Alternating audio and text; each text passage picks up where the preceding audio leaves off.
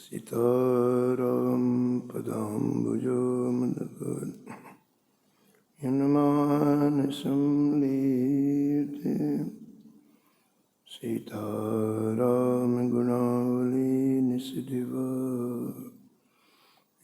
जीवयापीयते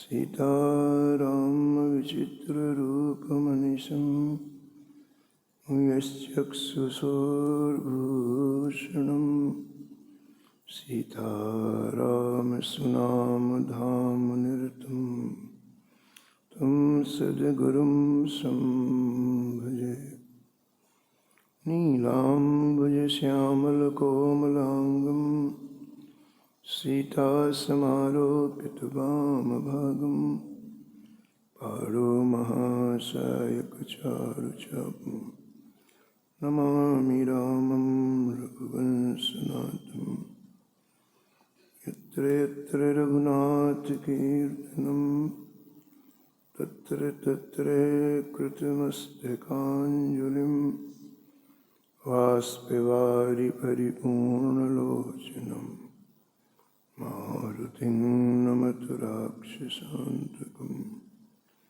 वाञ्छाकल्पतरुभ्यश्च कृपा सिन्धुभ्य च पतितानां पावनेभ्यो श्रीवैष्णवेभ्यो नमो नमः। भक्त भक्ति भगवंत गुरु चतुर्नाम बहु एक, इनके पदवंदन किए नासत विघ्न अनेक। हरिजु आय विराजिए कथा सुनो इतिहास, तुम श्रोता या माल के तुम पद रज मम आस।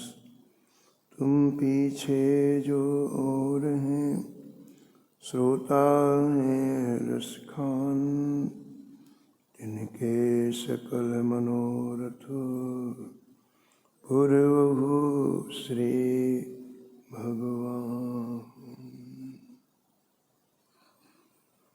राधे राधे गोविंद गोविंद राधे।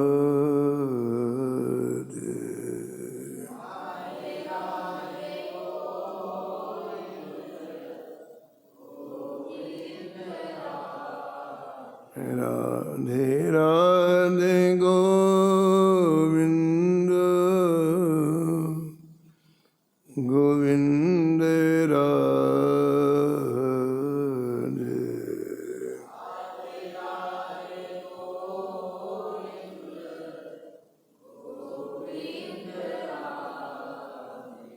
गोविंद राधे बोलो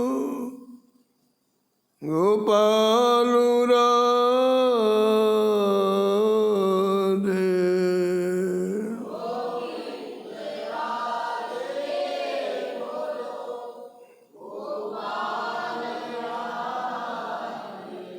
राधे राधे गोविंद गोविंद राधे।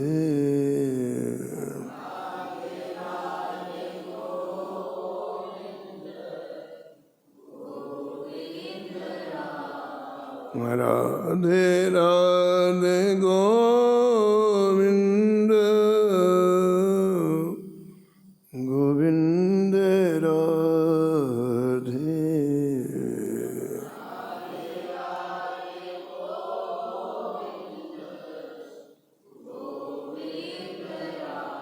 गोविंद राधे बोलो गोपाल राधे।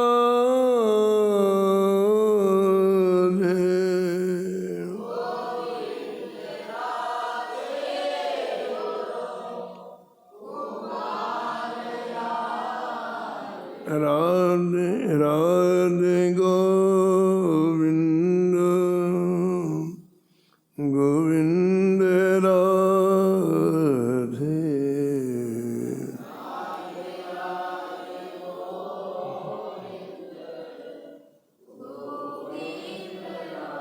राधे राधे गोविंद गोविंद राधे।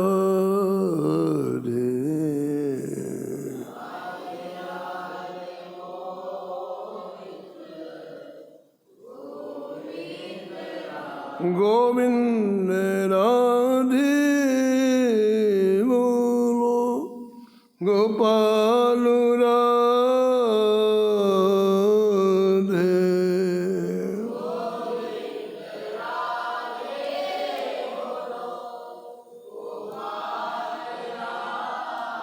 राधे राधे गोविंद गोविंद राधे।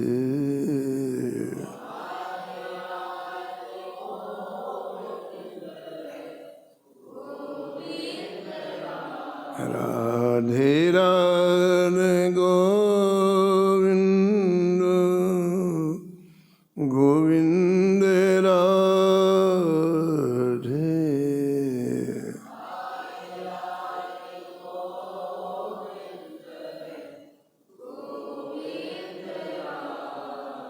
राधे राधे गोविंद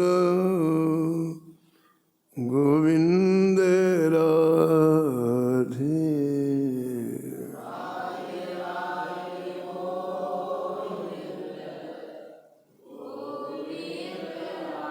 श्री जानकी वल्लभ लाल की, श्री मंगलमूर्ति हनुमान जी महाराज की, सपरिकर श्री भक्तमाल जी की, सब संत भगवान की, श्री स्वामी अग्रदास जी महाराज की, श्री नाभाजी महाराज की, श्री प्रियादास जी महाराज की, श्री वृंदावन धाम की, श्री बांके बिहारी लाल की, श्री राधा वल्लभ लाल की, श्री गिरिराज जी महाराज की, श्री यमुने महारानी की, श्री रामनाम महाराज की, श्री महाराज जी की जय जय श्री राम।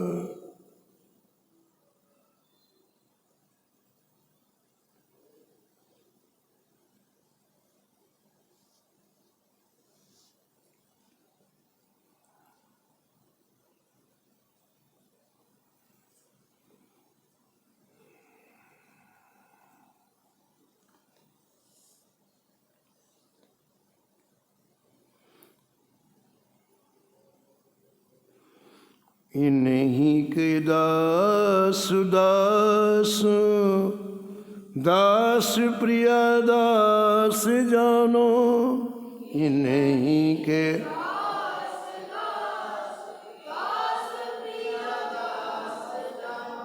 तिन ले बखानो, मानो टीका सुखदाई है।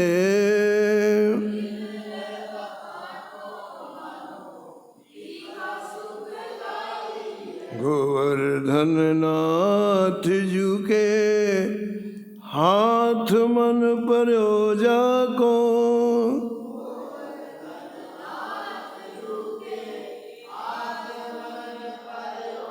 कर्यो वास वृंदावन, लीला मिल गई है।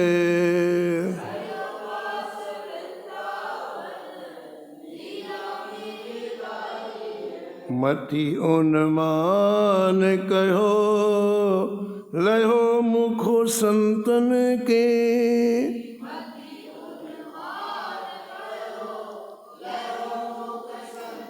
अंत कौन पावे, जोई गावे ही आई है।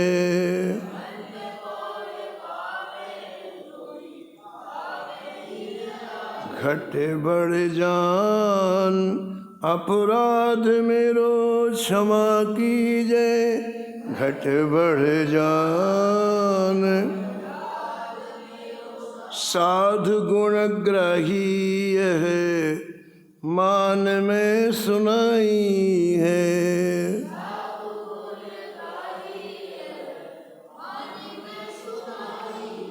प्रातः स्मरणीय परम वंदनीय श्री भक्तमाल के रचयिता श्री नौह गोस्वामी जी, श्री भक्तमाल के परम पावन संतों के चरित्रों का वर्णन किया है। भक्तमाल के टीकाकार श्री प्रियादास जी महाराज ने अंत में भक्तमाल के विराम में उपसंहार में अपने हृदय के उद्गारों को व्यक्त किया है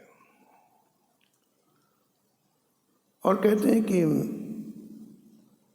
जिन्होंने ठाकुर जी के मन को हरण कर लिया, ऐसे मेरे पूज्य गुरुदेव श्री मनोहर दास जी महाराज के दास के दास के दास का मैं दास हूं।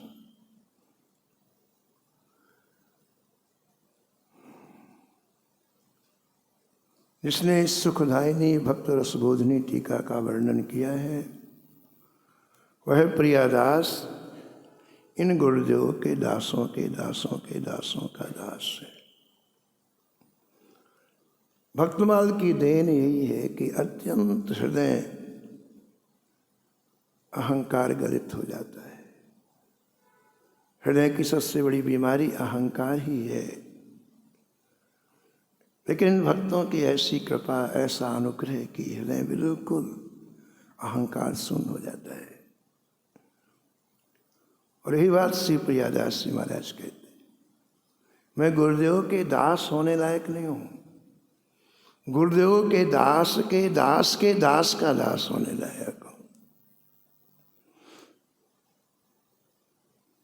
गुरुदेव ने मेरे मन को श्री ठाकुर जी को सौंप दिया और परिणाम क्या हुआ कि मुझे श्री धाम वृंदावन का वास मिल गया। श्री धाम वृंदावन में रसिक संत विराजमान हैं, उनके संग से सहज ही श्री ठाकुर जी की दिव्य लीलाओं का श्रवण करने को मिलने लग गया। ये धाम का वैशिष्ट है, ये धाम की महानता है कि धाम में ऐसे डूबे हुए संत निवास करते हैं। बाहर आप रहेंगे ना तो आपको सुबह से शाम तक संसारी व्यक्ति दिखेंगे, ऋषि पुरुष दिखेंगे, उससे हमारे भजन की हानि ही होती है। लेकिन ये वृंदावन धाम है, श्री अयोध्या धाम है, इसका वैशिष्ट है कि आँख खोलोगे तो कोई ना कोई संत दिखाई पड़ेगा आपको। उससे आपके पुण्यों की वृद्धि होती है, आपके मन में सात्विकता आती है, भजन करने की आकांक्षा होती है, उत्कंठा होती है। तो श्री प्रियादास जी महाराज कहते हैं कि गुरुदेव ने ऐसा अनुग्रह किया कि मुझे श्री धाम वृंदावन मिला।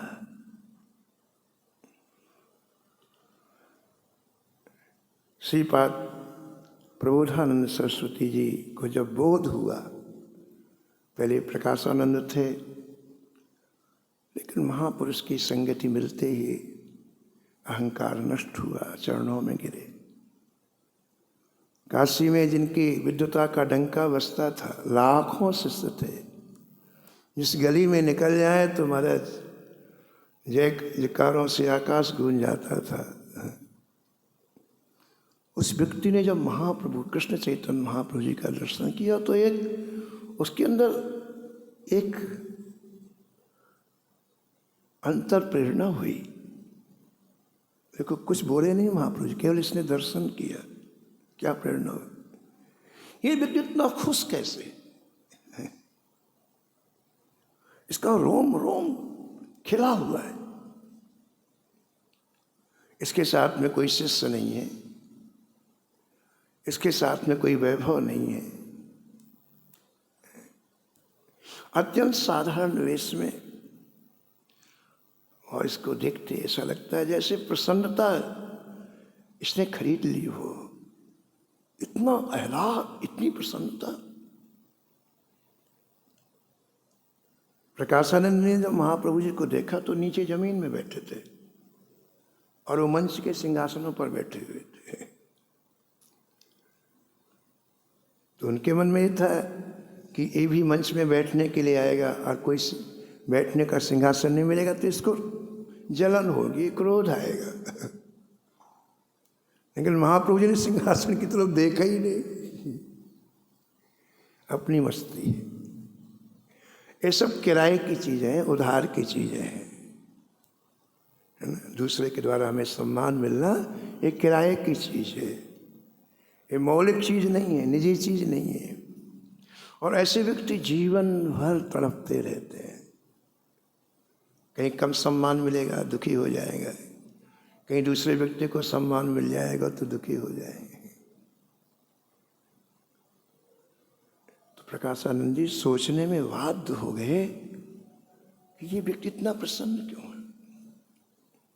और जब इसका कोई उत्तर उनको नहीं मिला तो स्वयं सिंहासन से उतरे और इनका हाथ पकड़ करके अपने पास ले आए, अपने समीप में बैठा करके उनसे बातचीत की, वापस चले गए। पूरी रात नींद नहीं आई प्रकाशानंद जी को, पूरी रात नहीं नींद आई। एक ही बात, ये व्यक्ति इतना प्रसन्न क्यों है, ये व्यक्ति। प्रातःकाल महाप्रभु जी का नियम था, जब काशी में थे, कि पहले गंगा जी का स्नान करते और फिर मस्ती से महाराज भगवान नाम संकीर्तन करते हुए बिंदु माधव जी के मंदिर में जाते, रोज का था। तो ये पूरी रात सोए नहीं थे। और आज जब प्रातःकाल भगवान नाम सुनाई पड़ा, हरे कृष्ण कृष्ण कृष्ण हरे हरे, हरे राम राम राम हरे हरे, तो दौड़े। महाप्रभु जी बिंदु माधव मंदिर में पहुंच चुके तो जाके चरणों में लिपट गए, प्रभु मेरा उद्धार करो, प्रभु मेरा उद्धार करो, प्रभु मेरा उद्धार करो।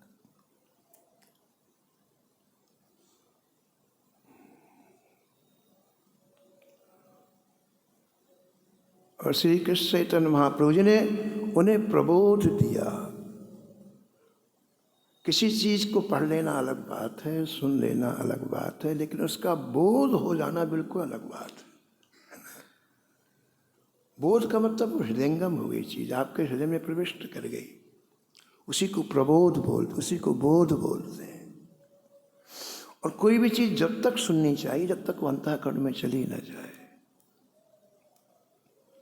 अंतःकरण में जाते ही एकदम से जीवन में परिवर्तन आ जाएगा, चाहे वो कथा हो, चाहे वो नाम हो, चाहे वो ठाकुर जी की लीला हो, चाहे वो ठाकुर जी की रूप माधुर्य, कुछ भी हो। जब अंतःकरण में जाएगी तो तत्क्षण जीवन में महापरिवर्तन हो जाएगा। तो उनको प्रबोध हो गया महाप्रभु जी के एक वाक्य से। और हाथ जोड़कर कहा, भगवान अब मैं इस रस में डूबना चाहता हूं, मुझे आप भूमि बताओ, किस भूमि में मैं जाऊं। तो महाप्रभु जी ने कहा, इस विश्व ब्रह्मांड की सर्वश्रेष्ठ भूमि है श्री धाम वृंदावन। क्या बोले? इस विश्व ब्रह्मांड की सर्वश्रेष्ठ भूमि है श्री वृंदावन। आप श्री धाम वृंदावन जाकर के शेष जीवन वहां व्यतीत करो। प्रणाम करके श्री कृष्ण चैतन्य महाप्रभु जी को श्री प्रबोधानंद जी दौड़ते हुए श्री धाम वृंदावन आए। और इस वृंदावन में उन्हें जो कुछ मिला उन्मत्त हो गए। प्यासे व्यक्ति को पानी अच्छा लगता है, भूखे व्यक्ति को रोटी अच्छी लगती है। ऐसे जैसे प्रिया प्रीतम के चरणों में प्रेम होता है, उसे वृंदावन बहुत अच्छा लगता है। ये पिकनिक मनाने वाले घूमने वालों की बात अलग है, लेकिन वृंदावन का रस उसी को प्राप्त होता है जिसके अंतःकरण में कहीं न कहीं भगवत प्राप्ति की टीस हो, दर्द हो। नहीं बस ऊपरी चीज देख के चले जाओ, कुछ नहीं मिलता है। तो श्री प्रबोधानंद जी जब वृंदावन आए तो वृंदावन ने अपने सारे दरवाजे खोल दिए। और इस भूमि में उनको इतना मिला। एक ग्रंथ की रचना की, श्री वृंदावन शतक। श्री प्रभुरानंद सरस्वती जी कहते हैं कि चाहे वृंदावन में कितना कष्ट हो, कभी वृंदावन नहीं छोड़ना। चाहे श्री धाम वृंदावन में कितना कष्ट हो, लेकिन वृंदावन नहीं छोड़ना। वृंदावन में तुम्हें रोज कोई 100 लातों का प्रहार करे तो भी वृंदावन नहीं छोड़ना, सहना उसे। श्री राम वृंदावन में तुम्हें 1,00,000 बार कोई धिक्कारे तो भी वृंदावन नहीं छोड़ना। और श्री धाम वृंदावन में भूखा रहना पड़े, प्यासा रहना पड़े, श्री राम वृंदावन में सर्दी का प्रकोप सहना पड़े, भयंकर गर्मी में रहना पड़े। इतना ही नहीं, प्रभुरानंद जी कहते हैं हर पल हर क्षण प्रतिकूलता हो, इसको धैर्य पूर्वक सहन करके वृंदावन नहीं छोड़ना। बस जब एकांत के क्षण मिले तो नेत्रों से आंसू बहा करके श्री राधा कृष्ण के पावन नाम का कीर्तन करना और मांगना प्रिया प्रीतम राधा कृष्ण से कि जय जय मेरे जितने जन्म हो मुझे वृंदावन का वास मिले, और मैं इसी तरह से अकिंचन घूमता रहूं। लोग मेरा अपकार करें, लोग मुझे गाली दें, मुझे खाने को ना मिले, और मैं वृंदावन की गलियों में ऐसे घूमता रहूं।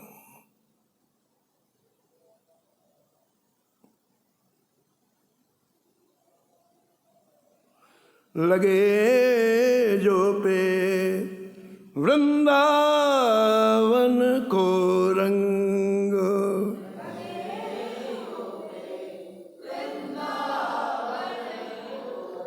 लगे जो पे वृंदावन को रंग,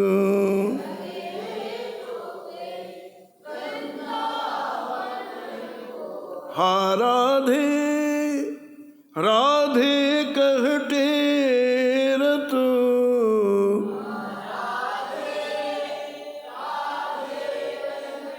हा राधे राधे कहते रत,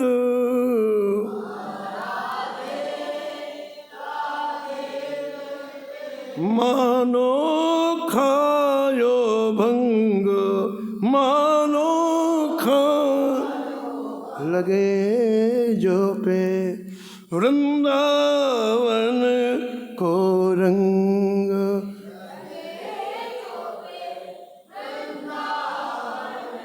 नैनन नीर फुहारे छूटत,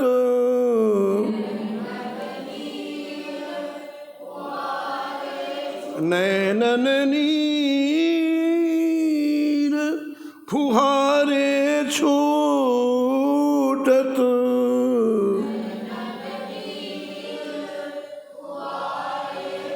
नित नो बढ़त उमंग, लगे जो पे वृंदावन को रंग।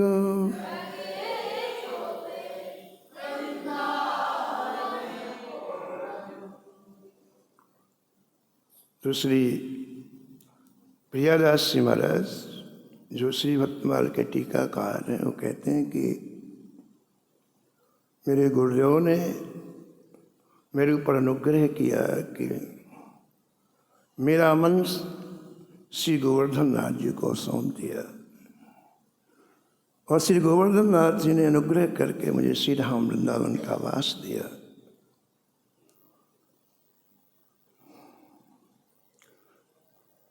जिस वृंदावन की अगाध महिमा है, जिसका वर्णन यहाँ के ऋषिकों ने अपनी वाणी में किया है, अगाध महिमा। और सबसे ज़्यादा वृंदावन की महिमा वृंदावन के परम रसिक श्री हरिराम व्यास जी ने की है।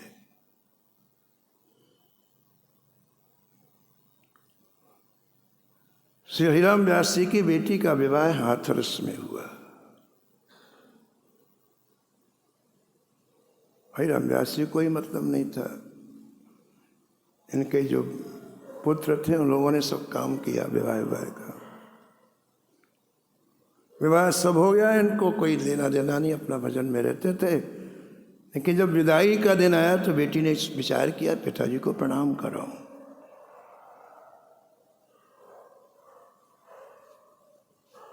तो जहाँ भजन कर रहे थे हरिराम व्यास जी, वहाँ बेटी गई, जाके प्रणाम करके कहा पिताजी मुझे आज्ञा दो, मैं जा रही हूँ, आज विदाई है। श्री हरिराम व्यास जी ने आंख उठा के नहीं देखा बेटी। चलो ठीक है, आंख उठा के उतनी देखा, जिधर बेटी प्रणाम करी उधर पीठ कर लिया, इधर मुंह कर लिया। तो फिर घूम के गई, फिर वहां प्रणाम किया, फिर पीठ कर लिया, फिर पीठ कर लिया। 4 बार हो गए प्रणाम करते हुए। और जब बार बार पिताजी पीठ करने तो उसके मन में आया कि मेरे से कोई गलती हो गई, मेरे से कोई अपराध हो गया। तब पिताजी मेरे से बोलते भी नहीं हैं और देखना भी नहीं चाहते। तो अत्यंत कातर होकर के, अत्यंत दुखी होकर के बेटी ने कहा पिताजी मेरा अपराध बताएं, आप मेरे से क्या गलती हो गई, आप मेरे से बात नहीं कर रहे हैं। श्री हरिराम व्यास जी ने कहा मैंने निश्चय किया है, जो वृंदावन धाम को छोड़ के जाएगा उसका मैं मुख नहीं देखना चाहता।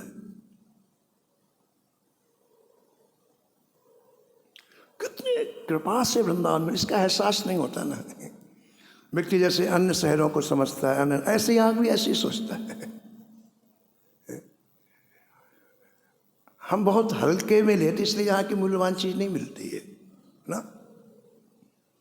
आपका जैसे चिंतन होगा वैसे वृंदावन देंगे आप।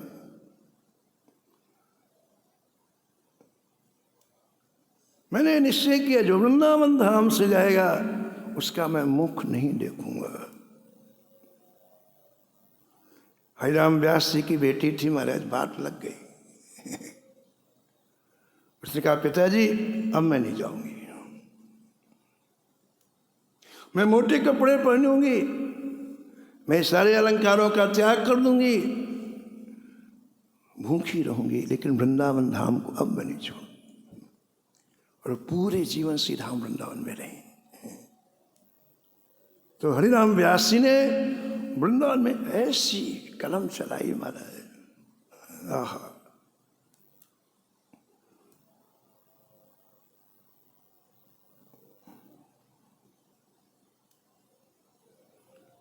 अब मैं वृंदावन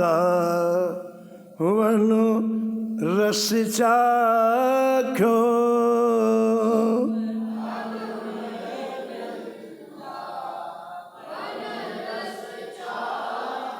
रस मिलना चाहिए, रस नहीं तो बस ठीक है, ऐसे ही है। आज कल परसों नरसों पहुंच जाओ इस मिसाल में। सूखे जीवन की कोई कीमत नहीं है।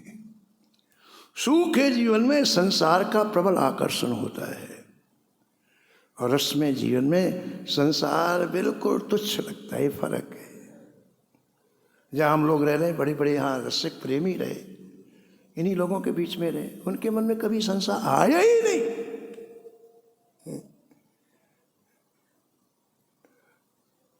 गोपिका भाव से पूरे श्री उषा बहन जी का चरित्र हम पढ़ रहे हैं, उसमें लिखा हूं जानते ही नहीं थे कि विवाह क्या होता है।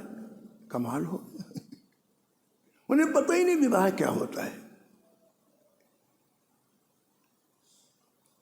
6 वर्ष की आयु में सबसे पहले श्याम सुंदर का दर्शन हुआ उनको। मात्र 6 वर्ष की आयु में श्याम सुंदर का दर्शन हुआ।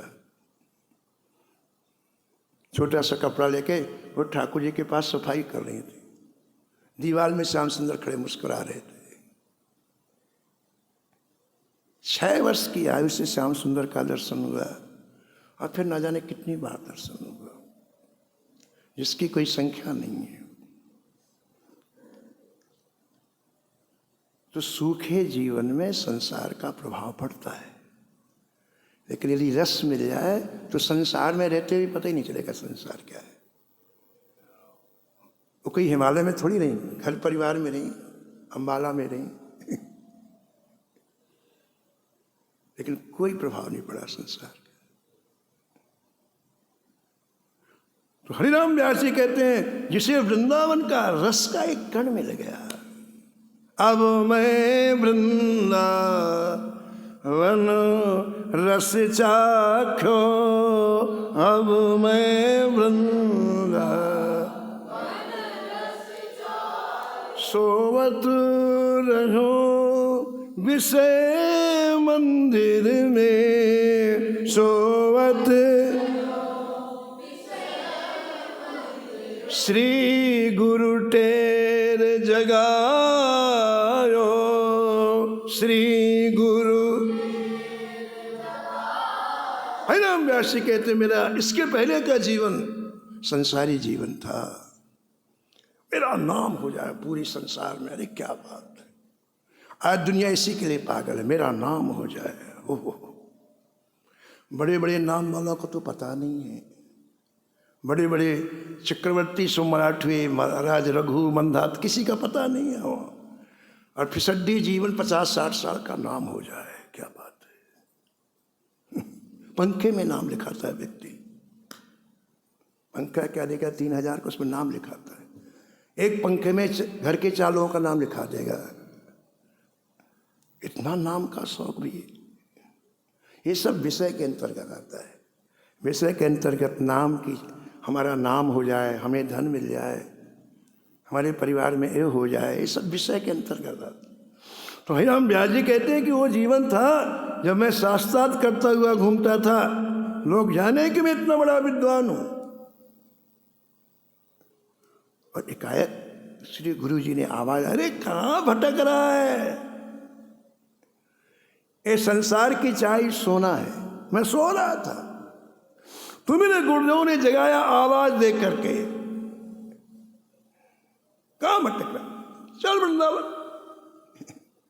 फिर क्या हुआ, अरे बोले मौज आ गई महाराज जी। हरिराम व्यास जी कहते हैं कि वृंदावन में प्रवेश करते ही मौज आ गई, सारी चाह बदल गई, सारी इच्छा बदल गई, और मैं खुले हुए नेत्रों से श्री ठाकुर जी की निकुंज की विहार लीलाओं को देखता हूं, मैं वही। लेकिन वृंदावन का रस तो मुझे मिला तो मुझे अब कुछ भी याद नहीं आता।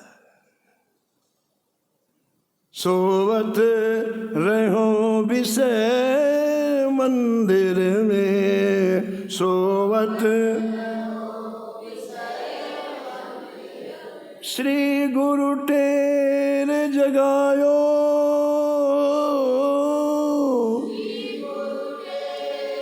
अब तो व्यास बिहार बिलोकत,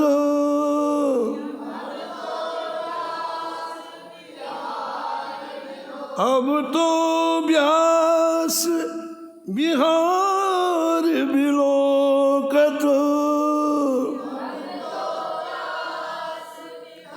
नारद सुख मुनि गायो, अब मैं वृंदावन रस चाख्यो, अब मैं वृंदावन रस चाख्यो।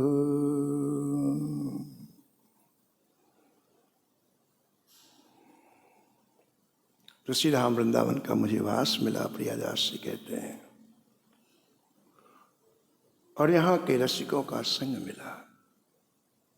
श्री यमुना तट पर जब मैं जाता तो कई रसिक संत वहाँ विराजे हुए मिलते, बोले उनके समीप में बैठने से संतों के पावन चरित्र श्रवण करने को मिले। ठीक है,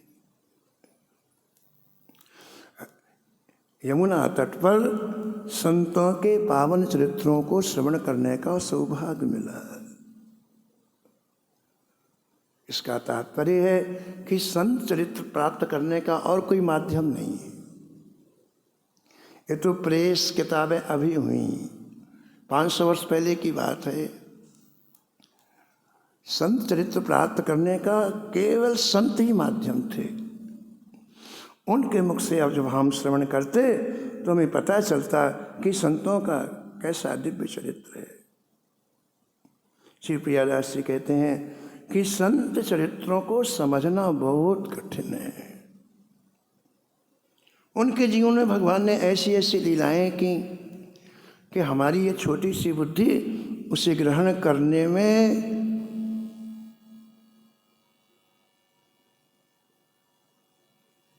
अत्यंत संकुचित नहीं कर पाती है।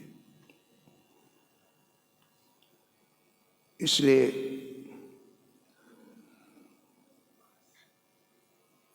उनकी कृपा से जो समझ में आया वो मैंने ग्रहण किया। आगे कहते हैं कि संतों के चरित्र से मैंने ये जाना कि संत और भगवान गुणग्राही होते हैं। ये किसी के दोष नहीं देखते, गुण जरूर देखते हैं। तो इन संतों के चरित्रों के सुनने के और कहने के अधिकारी ये संत ही हैं। संतों के चरित्र अनंत हैं, इसलिए इनका वर्णन करना असंभव है। लेकिन फिर भी इनका वर्णन किया जाता है। प्रियादास जी कहते हैं इसलिए किया जाता है अपनी वाणी को पवित्र करने के लिए। इन संत भगवंत की प्रेरणा से वे ही हृदय में बैठ करके संतों के चरित्र का गान करते हैं। लेकिन ये नहीं समझना चाहिए कि संतों का चरित्र इतना ही है। बहुत।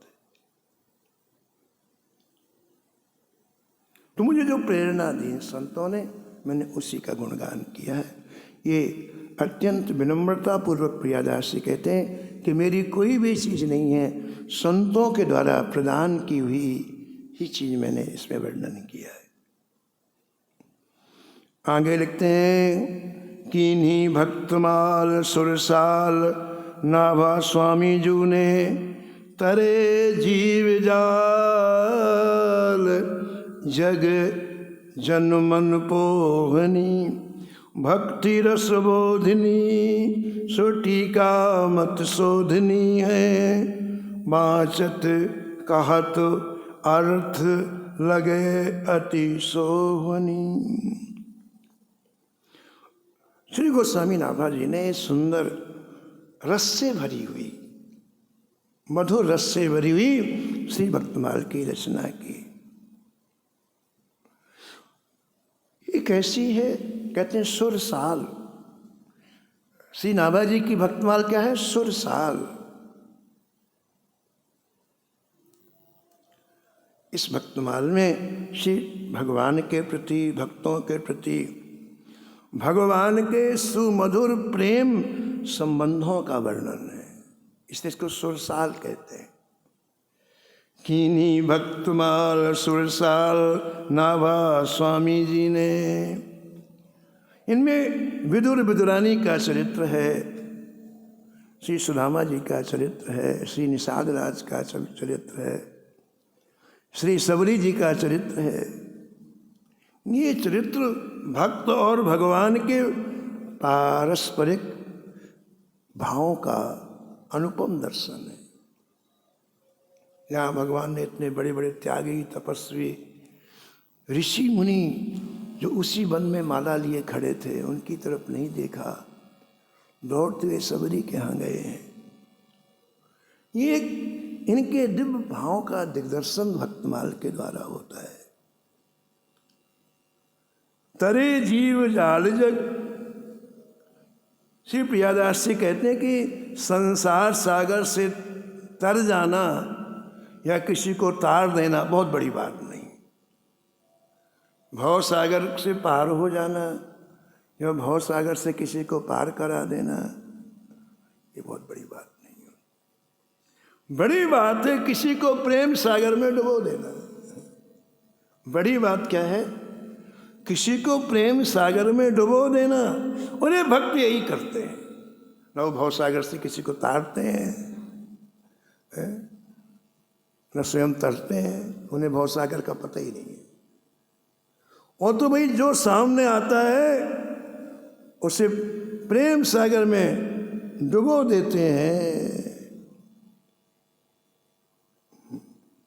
एक संत कहते थे कि भक्तमाल की कथा तो छोड़ो, कि भक्तमाल की कथा से प्रेम से हृदय भर जाता है।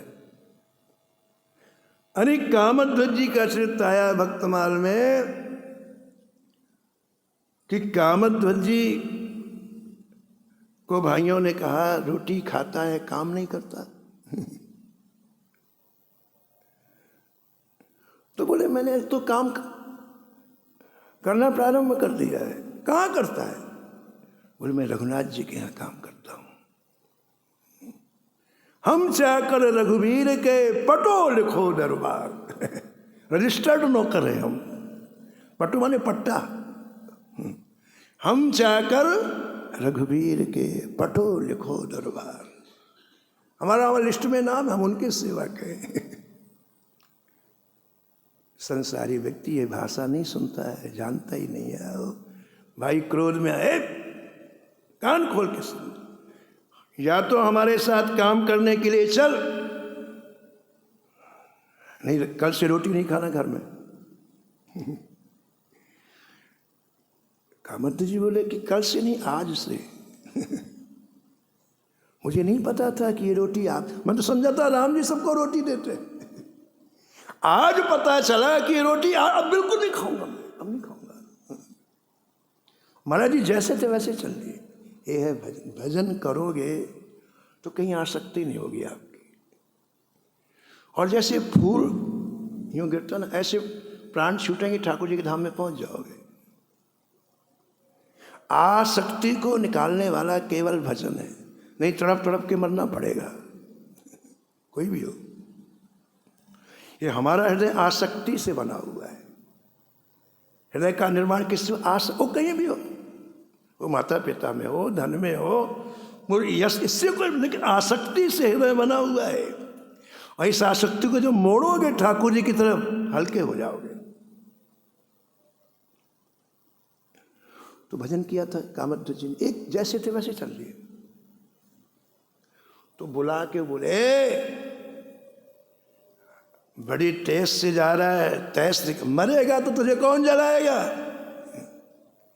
उनके तो मरने के बाद तो परिवार ही काम में आता है, मरेगा तो कौन जलाएगा?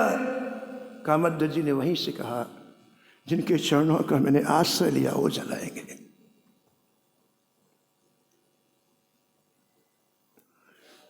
कई बातें ऐसी होती हैं कि ठाकुर जी को बहुत अच्छी लगती हैं। भजन का मतलब अपनत्व होता है। केवल 4-6 घंटे बैठ के माला ये नहीं है भाई। भजन का मतलब जब अपनत्व होता तो भाषा बदल जाती है। और कुछ शब्द ठाकुर जी सुनना चाहते हैं। कामध्वज के मुख से निकला मैंने जिनका आश्रय लिया वो मुझे जलाएंगे। ठाकुर जी का हृदय गदगद हो गया। इतना विश्वास मेरे ऊपर। ठाकुर जी ने ये शब्द स्वर्ण अक्षरों में लिख लिया। समय जाते देर नहीं लगती, बड़ी तेजी समय जा रहा है। गोस्वामी जी ने विनय पत्रिका में लिखा है क्षीण क्षीण क्षीण होते जीवन, क्षीण क्षीण क्षीण होते जीवन, मानुष्य तनु वृथा गवायो, वृथा गवायो। जंगल में जाके बैठ गए कामध्वज जी। अंतिम समय आ गया, शरीर से प्राण अलग हो गए।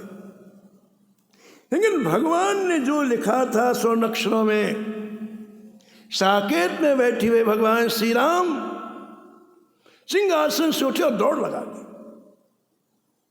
ऐसी आकुलता, ऐसी व्याकुलता साकेत में कभी नहीं देखी गई जैसी आज देखी गई। सारा परिकर शुद्ध उठे, क्या हो गया ठग, क्या हो गया ठग।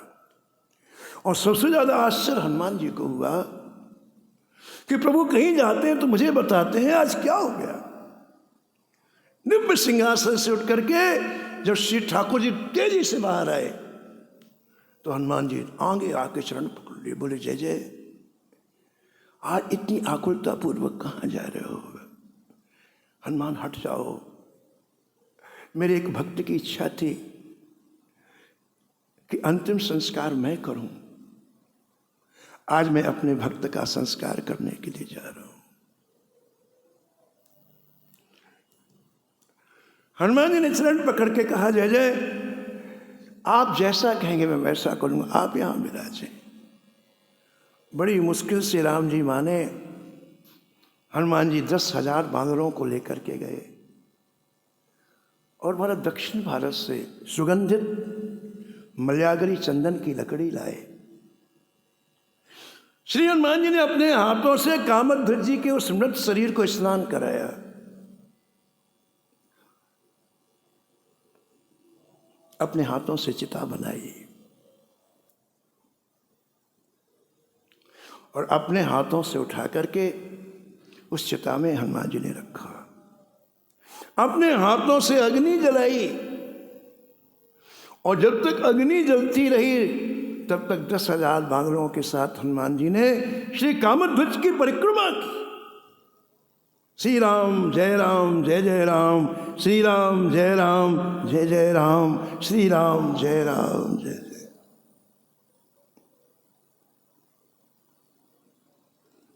यह प्रभु का आश्रय है। जब तक प्रभु का आश्रय नहीं आता ना तब तक संकीर्णता दूर नहीं होती है। और प्रभु का आश्रय होती हमेशा हमेशा के लिए व्यक्ति उदात्त हो जाता है, चारों दिशाएं खुल जाती हैं। तो वो संत सुना रहे थे कि हनुमान जी चले गए जब चिता की अग्नि पूरी हो गई तो चिता से जो धुआं ऊपर उठा था तो कुछ प्रेत रहते थे जंगल में, वृक्षों के ऊपर प्रेत रहते हैं। तो वो भक्त का धुआं का स्पर्श हो गया, उन्हें भक्त की चिता के धुआं का स्पर्श हो गया और वो सब के सब महाराज दिव्य रूप धारण करके दिव्य लोकों में चले गए। उनमें से 1-2 प्रेत घूमने के लिए गए थे। वो जब लौट के आए उनके परिवार वाले नहीं मिले तो रोने लग गए।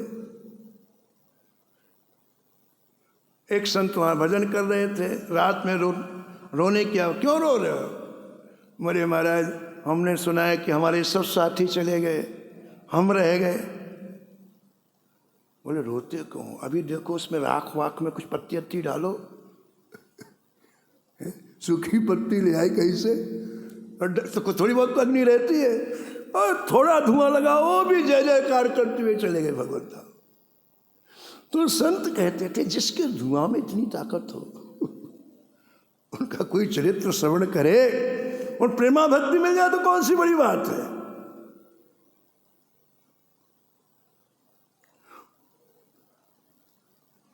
भगवान ने जब लंका से बानरों की विदाई की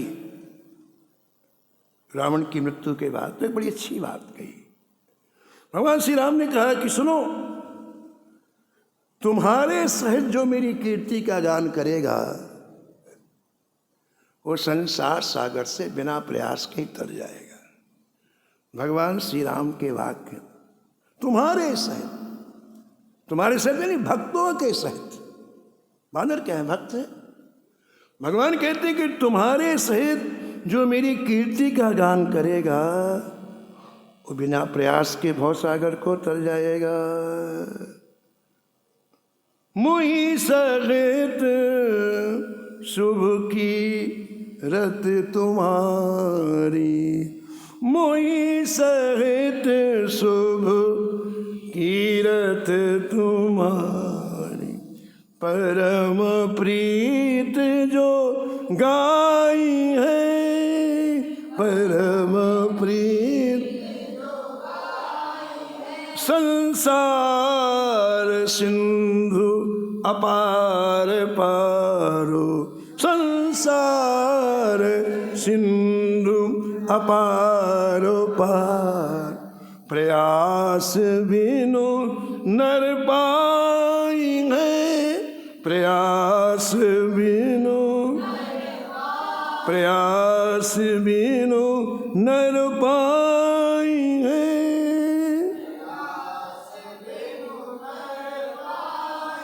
भगवान श्री राम ये कहना चाहते हैं कि मेरे भक्तों का चरित्र नित्य नवीन रहता है, तभी तो गाया जाएगा ना।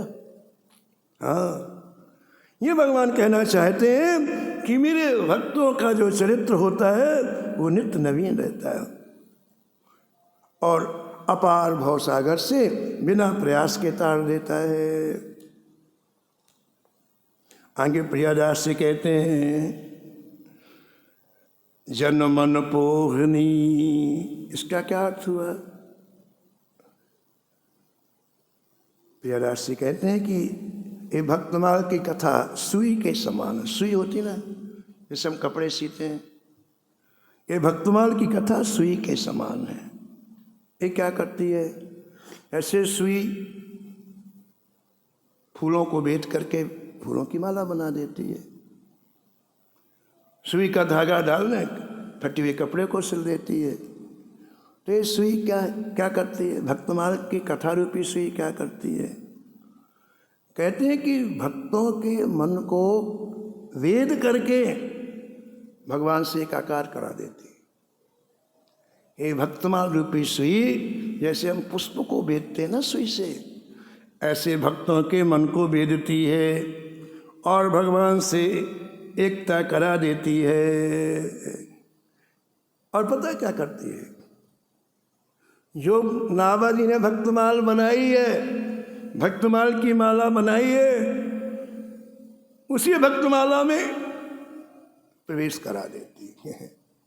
जो भक्त लोग सुनते हैं भक्तमाल, तो उसी भक्तमाल की जो दिव्य माला है उसमें वे भी सम्मिलित हो जाते हैं और भगवान से प्रेम करा करके भगवान का प्रेम पात्र बना देती है। ये पहला काम भक्तमाल का।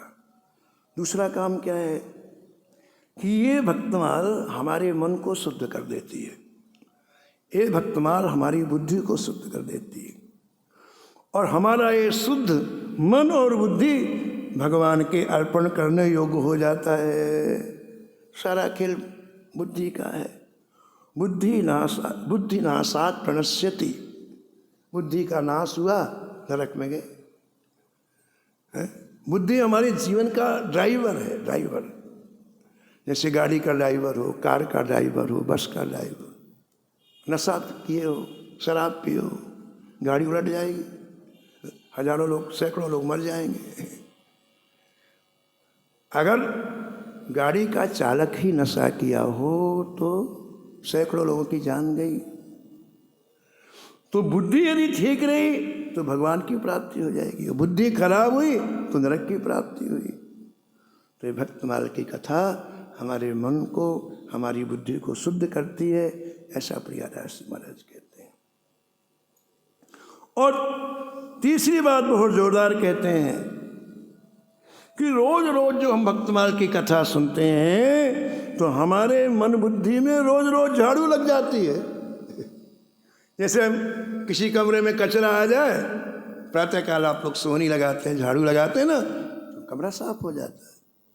ऐसे 24 घंटे में आँखों के द्वारा, कानों के द्वारा, न जाने कितना कचरा घुसता हमारा, हमें पता नहीं होता, लेकिन न जाने कितना कचरा घुस जाता।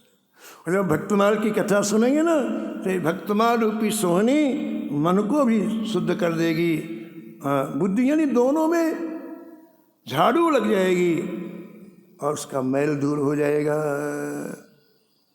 और आपस में कहने सुनने से महाराज यह श्री ठाकुर जी का प्रेम प्रदान करती है। ऐसी ये दिव्य कथा है। जिसे भी प्रेम लक्षणा भक्ति की चाह हो, कहते हो भक्तों के परम पावन चरित्रों को श्रवण करे। ये भक्तों का चरित्र भक्ति प्रदान करता है, भक्ति क्लेशों को हरण करती है, भक्ति कल्याण को प्रदान करती है, भक्ति केवल मुक्ति को तुच्छ बना देती है और मेरे श्री कृष्ण को अपनी ओर आकर्षित करती है। ये भक्ति का लक्षण है। दूसरी बात, जब साधन भक्ति प्रगाढ़ हो जाती है तो उसी को प्रेमा भक्ति कहते हैं। और भक्त मार्ग की प्राप्ति के बाद हमें सहज रूप में प्रेम लक्षणा भक्ति की प्राप्ति हो जाती है। तो प्रेम लक्षणा भक्ति का सर्वोत्कृष्ट साधन श्री भक्तमाल है।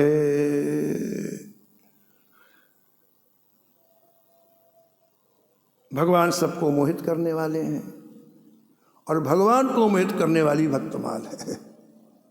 भगवान सबको मोहित करने वाले हैं, लेकिन भगवान को मोहित करने वाली ये भक्तमाल है, ऐसा प्रियादास जी कहते हैं।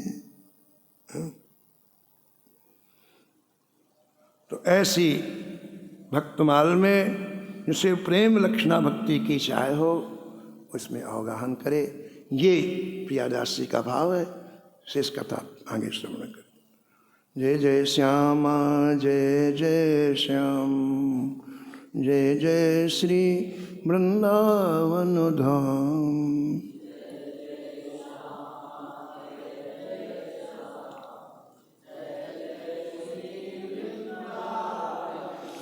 नमो नमो श्री भक्त सुमाल, जाके सुनत महात्म नासत, और झलकत राधा नंदलाल।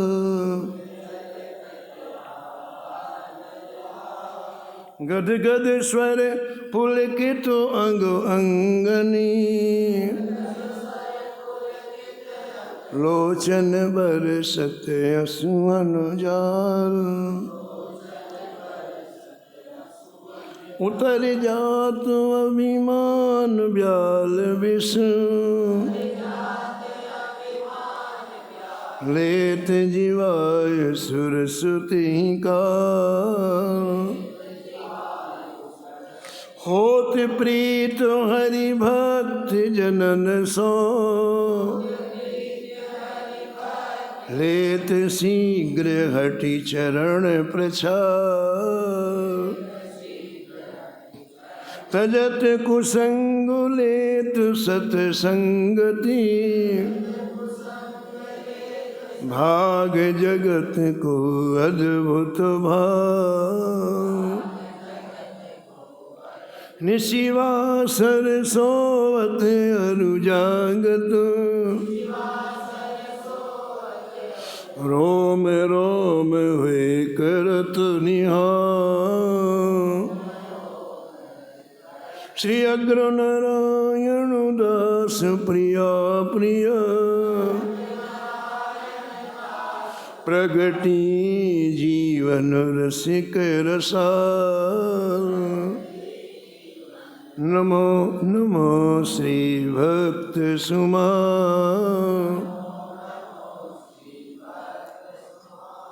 सीताराम सीताराम सीताराम सीताराम। राधे श्याम राधे श्याम राधे श्याम राधे श्याम। जय जय सीताराम सीताराम सीताराम सीताराम। जय जय राधे श्याम राधे श्याम राधे श्याम राधे श्याम। राम सीताराम सीताराम सीताराम सीताराम। ओम राधे श्याम राधे श्याम राधे श्याम राधे श्याम। ओम सीताराम सीताराम सीताराम सीताराम। जय जय राधे श्याम राधे श्याम राधे श्याम राधे श्याम। श्री जानकी वल्लभ लाल की। श्री मंगल मूर्ति हनुमान जी महाराज की। सपरिकर